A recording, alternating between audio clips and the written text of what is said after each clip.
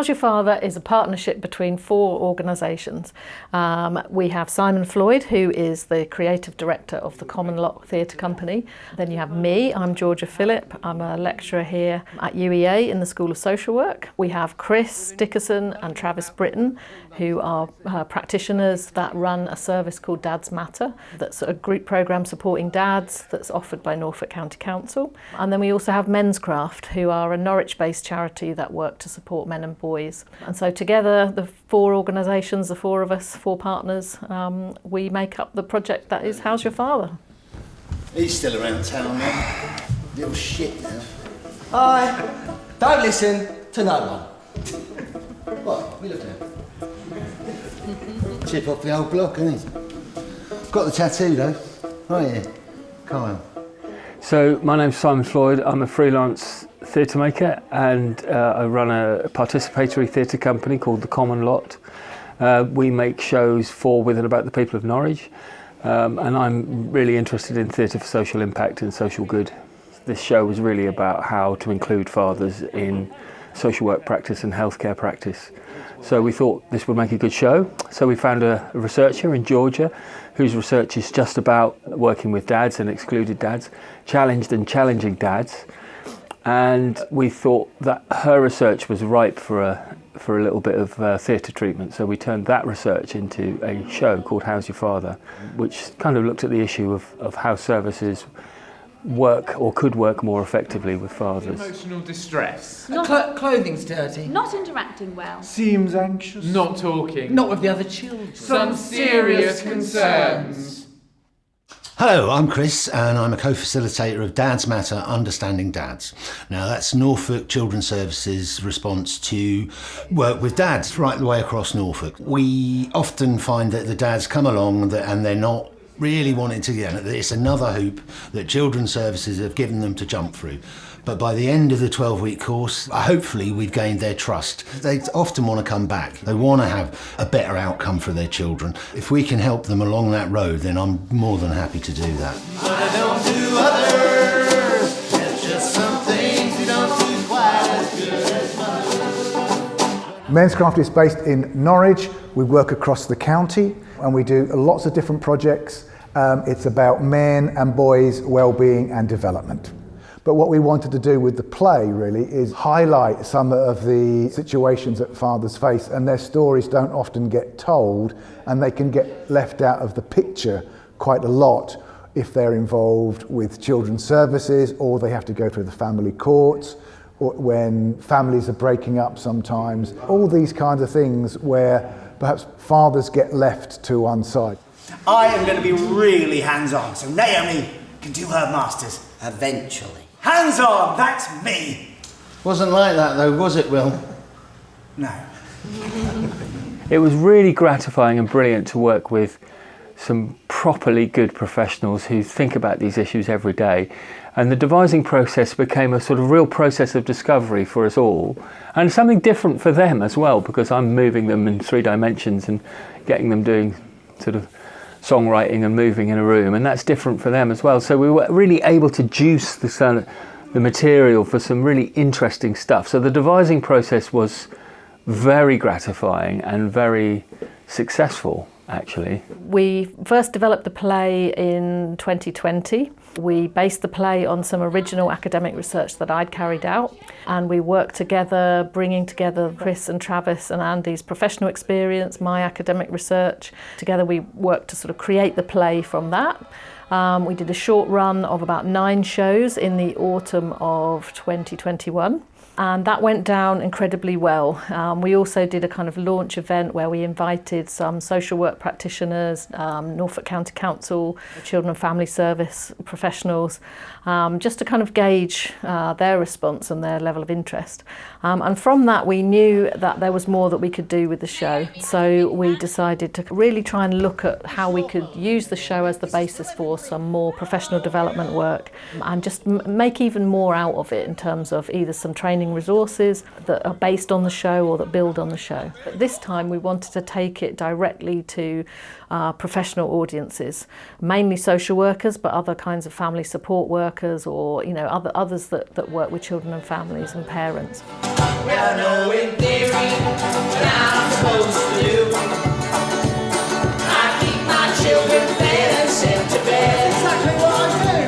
But when it comes to feelings or emotional attunement, I stay and work an extra hour instead. It's an important job. So instead of having a band at the side and a few amateur actors, we then turned it into a professional show with professional actor musicians, and that really brought it up. It really tightened it nicely. So we were able to tell the stories better. And there wasn't a massive change in the script, but there was enough of tweaks to realise that, you know, we could iron out all those little bits and all those bits of the story that perhaps weren't clear. Yeah, so it was just a tighter, neater, more impactful little show the second time round. So this show, it's tricky territory. It is. We are wading into one here. Talking about fatherhood means taking on a few big issues. Male privilege. Ouch. Careful. Well, it's more of a mother's thing, looking after kids, isn't it? And what do you mean by that? Well, it's just what people say, isn't it? It's a thing. They say it. I think it was unusual to take a live theatre show out to their daily place of work, and whilst it was challenging to get social workers in the room, they're very busy, it's difficult to give up that time. The people that came to see it found it incredibly engaging, incredibly challenging in a positive way, as we'd hoped, and just a much more dynamic, powerful way to think and get them reflecting on their work with dads, and to just open up that conversation. That's what we hope to do through the show, and then what we hope to also explore through the workshops. I've come as often as I could, and every time I've seen it, I've heard slightly different snippets, and I've gone away with different things that I've been mulling over. And the Q&A as well has flagged up so many interesting issues that we can take away and feed back into some of the training and development work we do for all of our workers, not just social workers, to help them think more about the perspective of dads all the way through the work we do. I want to say to him, you have no idea what I've been through. My whole world has been turned upside down. I've been accused of things I didn't do, and I've lost a lot. Money, a social life, a lot. But they're my kids.